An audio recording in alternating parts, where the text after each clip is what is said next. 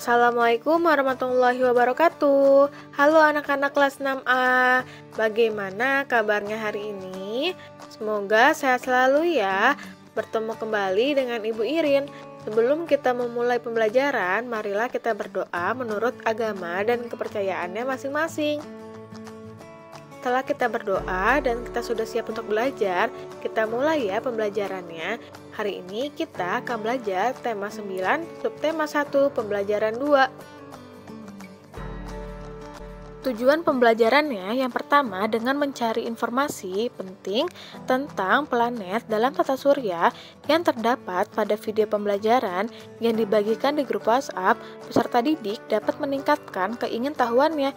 Yang kedua dengan membaca bacaan tentang model tata surya yang terdapat pada video pembelajaran yang dibagikan di grup WhatsApp.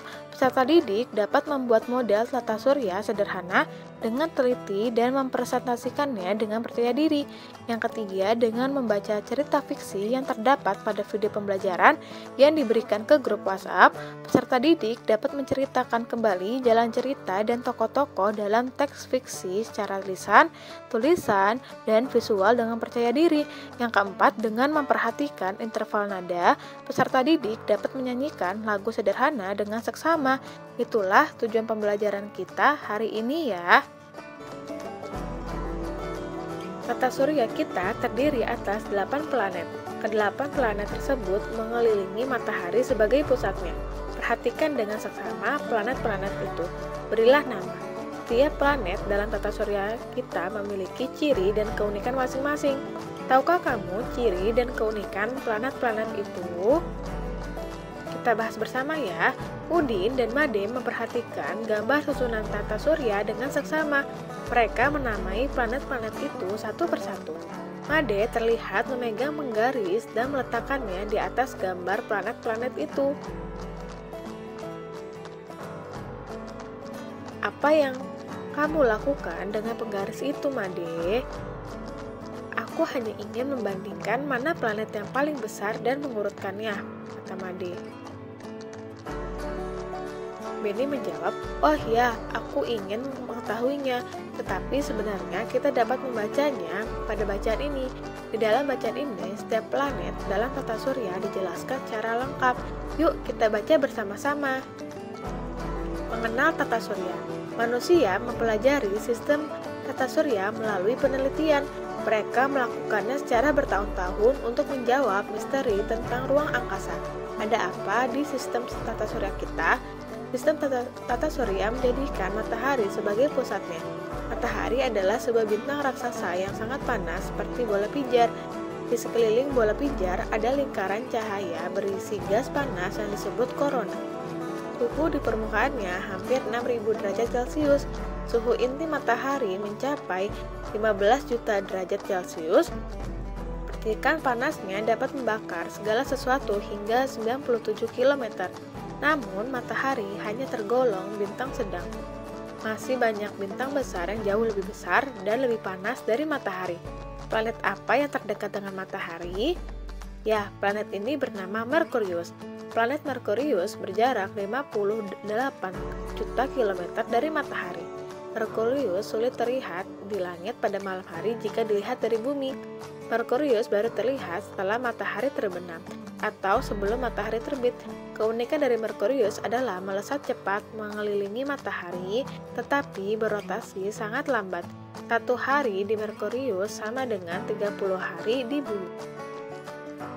Planet berikutnya adalah planet Venus. Planet Venus merupakan planet terdekat dari bumi. Venus lebih panas dibandingkan Merkurius yang lebih dekat dengan matahari. Hal ini terjadi karena planet Venus memiliki lapisan atmosfer tebal yang dilapisi awan. Oleh karena itu, pancaran sinar matahari terperangkap di dalamnya. Awan yang mengelilingi Venus menjadi salah satu keunikan planet ini. Awan tersebut terlihat indah karena memantulkan cahaya matahari. Selain itu, Venus menjadi planet paling terang di antara planet-planet dalam sistem tata surya. Venus melakukan rotasi dengan arah yang berlawanan dengan arah rotasi planet-planet lainnya. Venus berotasi searah dengan jarum jam. Satu hari di Venus sama dengan 243 hari di bumi. Planet ketiga adalah Bumi yang disebut sebagai planet biru. Sebagian besar Bumi ditutupi oleh lautan, sehingga nampak biru. Bumi diselimuti oleh udara tebal yang disebut dengan atmosfer. Fungsi dari atmosfer adalah untuk menyaring panas dari matahari sehingga tidak terbakar. Planet setelah Bumi adalah Mars. Mars dijuluki sebagai planet merah.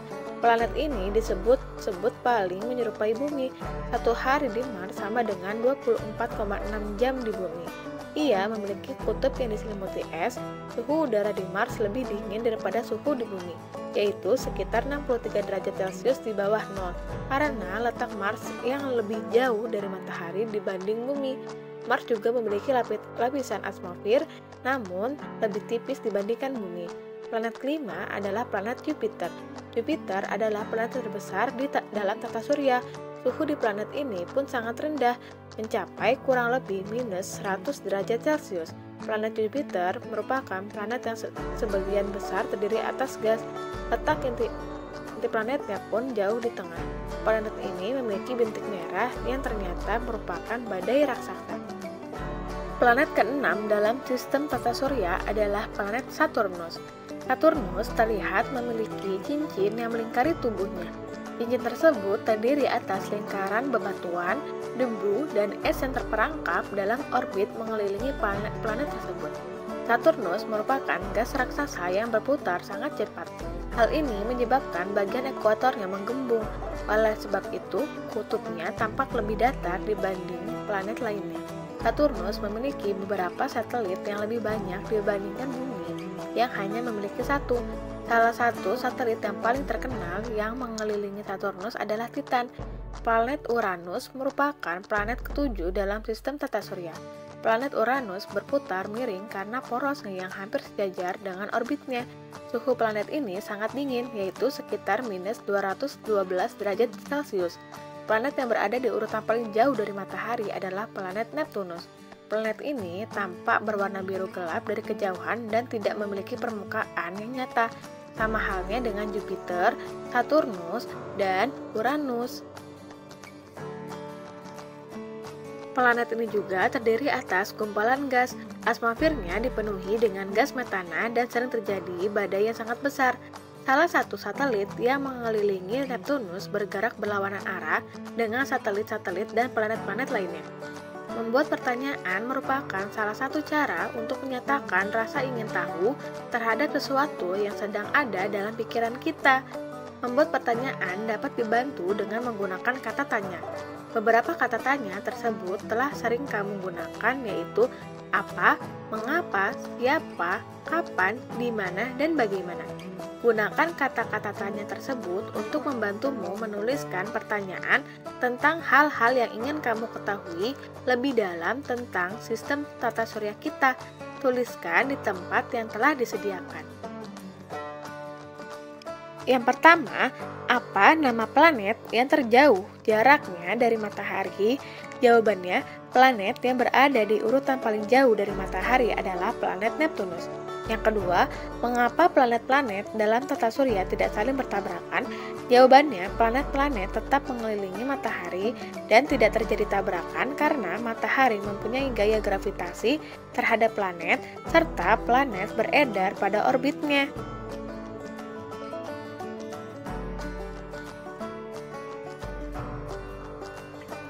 Yang ketiga, siapa yang mengemukakan teori pembentukan tata surya Big Bang?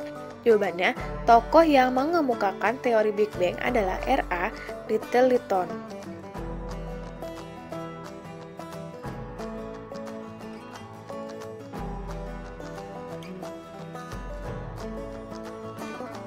Yang keempat, kapan kita bisa melihat planet Merkurius?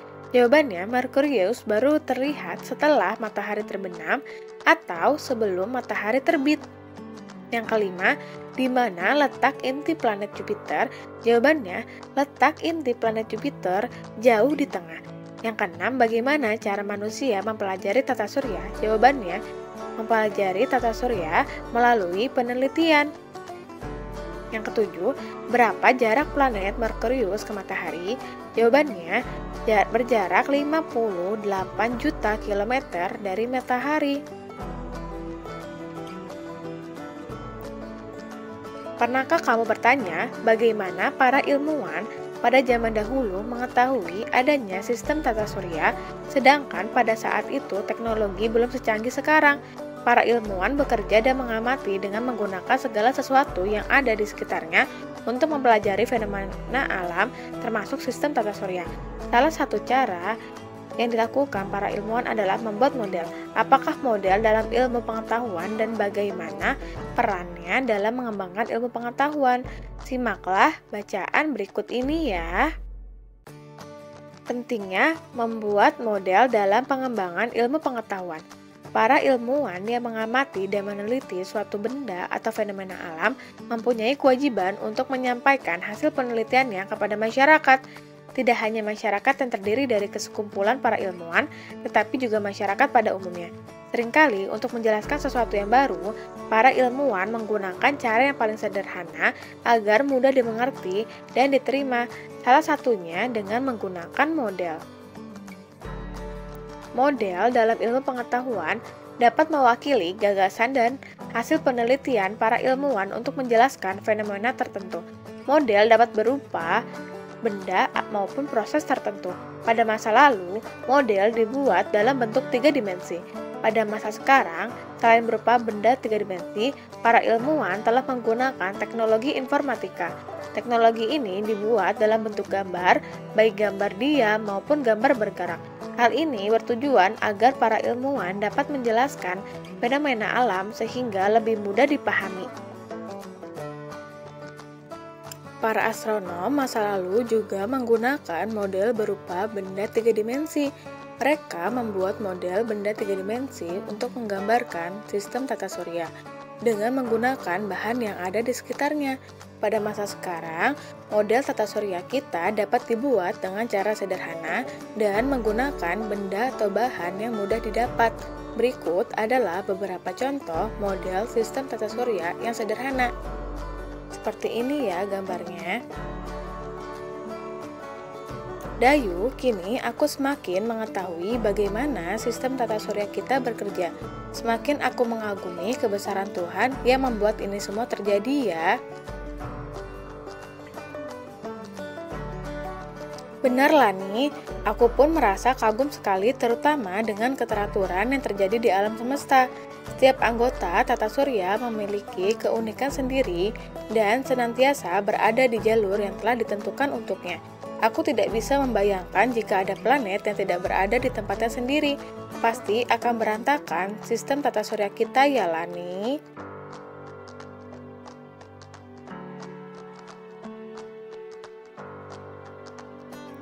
Iya benar yang kamu katakan Dayu, keteraturan dan ketaatan membuat semua anggota tata surya tetap berada di jalurnya dan melakukan kegiatannya tanpa terganggu planet lainnya.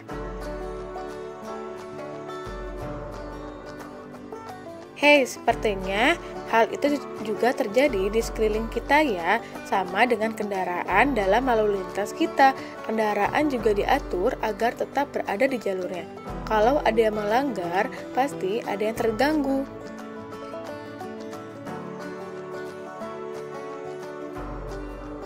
Ya, kamu benar Dayu. Sepertinya aku pernah membaca kisah seperti itu di dalam salah satu cerita fiksi. Bacalah cerita fiksi berikut ini dengan seksama. Perhatikanlah bagaimana jalan ceritanya dan bayangkanlah tokoh utama dan tokoh tambahan pada cerita ini. Judulnya Tetaplah Berada di Jalurmu. Deo pulang sekolah sambil meringis kesakitan. Ia menuntun sepedanya dengan sedikit terpincang-pincang. Celana dan baju seragamnya terlihat kotor. Keringat mengucur di dahinya. Hari itu, udara memang cukup terik. Ibu segera menyambut Deo dengan membukakan pintu pagar. Ibu pun membantu Deo memasukkan sepedanya di halaman rumah.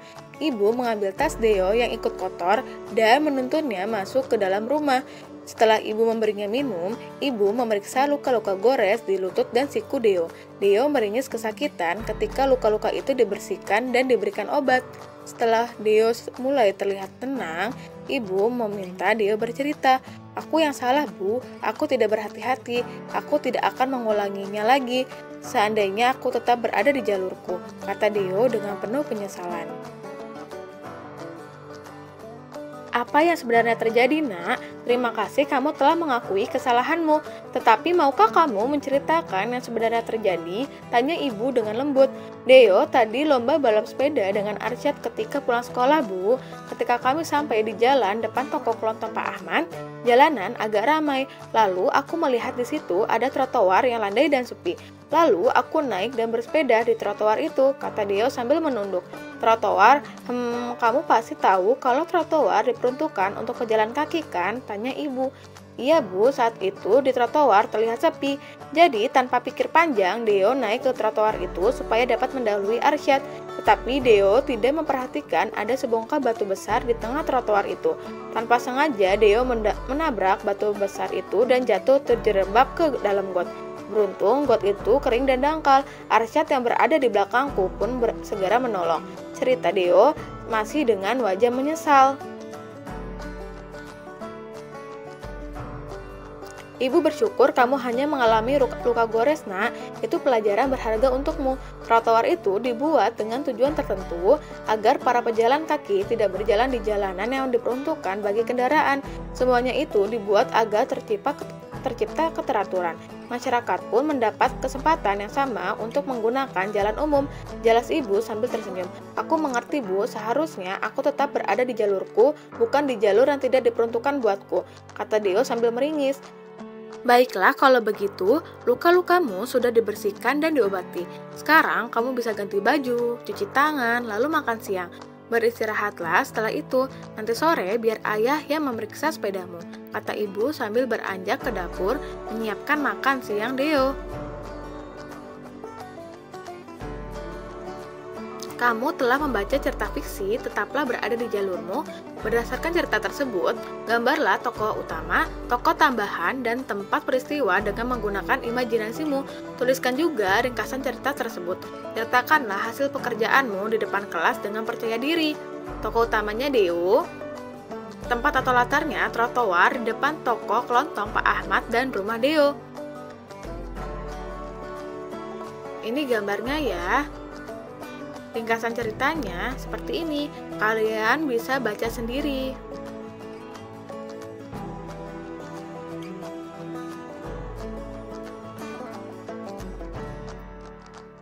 Sekarang, bersama dengan teman sebangkumu, carilah sebuah cerita pendek anak di surat kabar atau majalah.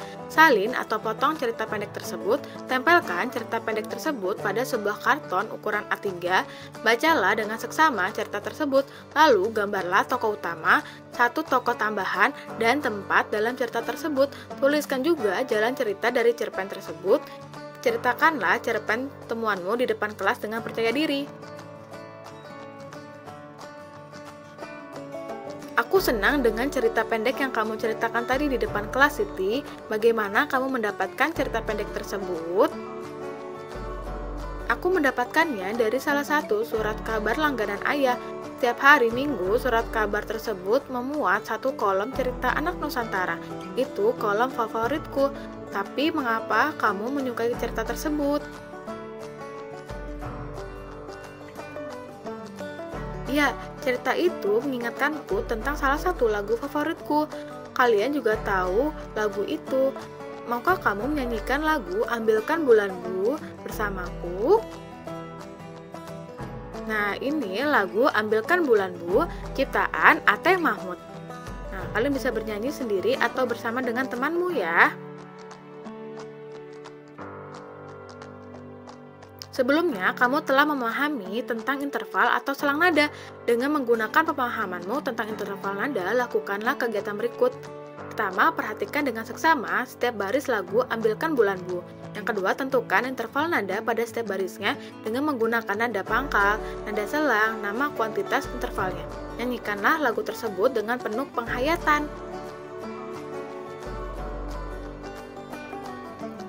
Jadi, kesimpulannya adalah sistem tata surya kita ada 8 planet, yaitu Meve, Buma, Yup, Saunep, yang mana ada Merkurius, Venus, Bumi, Mars, Jupiter, Saturnus, Uranus, dan Neptunus. Dan di dalam cerita fiksi terdapat tokoh utama, tokoh tambahan, cerita atau latar. Dan bisa kalian ringkas sendiri ceritanya ya. Nah, lagu Ambilkan Bulan-Bu ciptaan Atem Mahmud dengan ada interval atau jarak dari nada tersebut. Sekian dari Ibu, kurang lebihnya mohon maaf. Wassalamualaikum warahmatullahi wabarakatuh. Terima kasih yang sudah menonton.